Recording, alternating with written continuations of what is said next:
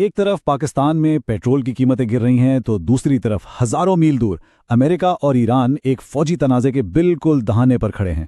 اب بظاہر تو یہ دو بالکل الگ الگ واقعات لگتے ہیں، لیکن کیا ان کا آپس میں کوئی تعلق ہے؟ چلیں آج اسی گتھی کو سلجھانے کی کوشش کرتے ہیں۔ تو سوال یہی اٹھتا ہے نا کہ ایک طرف عوام کو اتنا بڑا ریلیف مل رہا ہے اور دوسری جانب مڈل ایسٹ میں لڑاکا طیارے گرائے جا رہے ہیں۔ آخر یہ سب ہو کیا رہا ہے؟ چلیں اس کہانی کا آغاز کرتے ہیں پاکستان سے، جہاں حال ہی میں ایک بہت اہم معاشی پیش رفت ہوئی ہے۔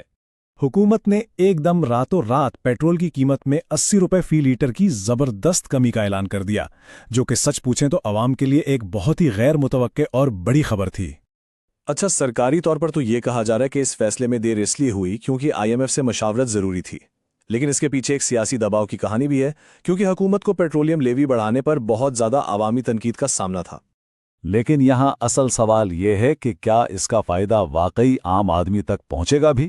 دیکھیں، ڈیزل جو ٹرانسپورٹ اور مال برداری کے لیے استعمال ہوتا ہے وہ تو اب بھی مہنگا ہے، اور پاکستانی مارکیٹ کی تاریخ تو یہی بتاتی ہے کہ جو چیز ایک بار مہنگی ہو جائے وہ پیٹرول سستا ہونے پر بھی واپس سستی نہیں ہوتی۔ اچھا، اب ذرا کہانی کے دوسرے سرے کی طرف چلتے ہیں، جو ہمیں سیدھا عالمی تیل کی سیاست کے مرکز یعنی مڈل ایسٹ لے جاتا ہے۔ یہاں امریکہ اور ایران کے بیچ حالات ایک خطرناک حد تک کشیدہ ہو چکے ہیں۔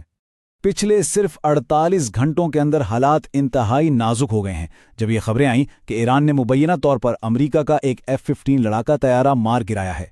اور اس واقعے نے معاملے کو اور بھی سنگین بنا دیا ہے، کیونکہ اس طیارے کا پائلٹ لاپتہ ہے اور اس کی حالت کے بارے میں ابھی تک کوئی پکی خبر نہیں ہے۔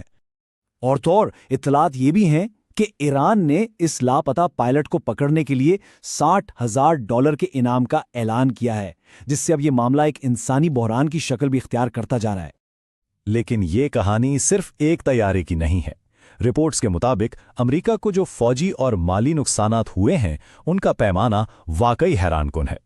ذرا ان نقصانات کی لسٹ پر ایک نظر ڈالیں۔ رپورٹس یہ بتا رہی ہیں کہ امریکہ اپنا ایک جدید ترین F-35 اسٹیلتھ فائٹر، 4 F-15 طیارے اور کئی دوسرے اہم فوجی اثاثے گنوا چکا ہے، جن میں 17 ریپر ڈرونز بھی شامل ہیں۔ یہ صرف فوجی نقصان نہیں، یہ ایک بہت بڑا مالی نقصان بھی ہے۔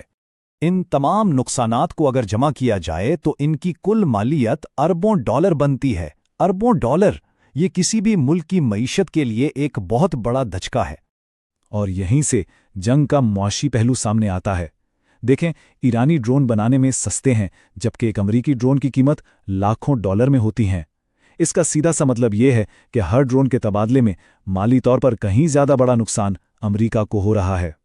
تو سوال یہ پیدا ہوتا ہے کہ امریکہ جیسا ملک جو ٹیکنالوجی میں اتنا آگے ہے، اسے اتنے نقصانات آخر ہو کیوں رہے ہیں؟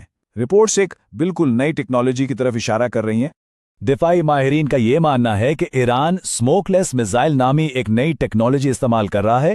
اس میزائل کی خاصیت یہ ہے کہ اس سے دھواں نہیں نکلتا، جس کی وجہ سے لانچ کے بعد اسے ٹریس کرنا تقریباً ناممکن ہو جاتا ہے، اور یہ بڑی آسانی سے اپنے ہدف کو نشانہ بنا لیتا ہے۔ اور اگر ہم پوری تصویر دیکھیں تو یہ واقعات الگ تھلگ نہیں ہے، بلکہ یہ پورے خطے میں جاری سرگرمیوں کے ایک وسیع سلسلے کی کڑیاں ہیں۔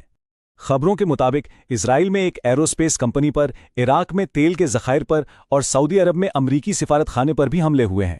یہاں تک کہ سوشل میڈیا پر امریکی ڈرونز کا ملبہ فروخت کے لیے پیش کیے جانے کی ویڈیوز بھی سامنے آ رہی ہیں۔ خاص طور پر سعودی عرب میں امریکی سفارت خانے پر جو حملہ ہوا وہ ابتدائی رپورٹ سے کہیں زیادہ شدید تھا۔ کہا تو یہ بھی جا رہا ہے کہ اس حملے میں CIA کا ایک مرکز بھی نشانہ بنا ہے۔ تو ہم واپس اپنے پہلے سوال پر آتے ہیں۔ مشرق وسطیٰ میں یہ جو کشیدگی بڑھ رہی ہے، جس میں اربوں ڈالر کے فوجی اثاثے تباہ ہو رہے ہیں، اس کا عالمی تیل کی منڈیوں پر کیا اثر پڑے گا؟ اور پھر گھوم پھر کر اس کا اثر پاکستان جیسے ممالک میں پیٹرول کی قیمتوں پر مستقبل میں کیا ہو سکتا ہے؟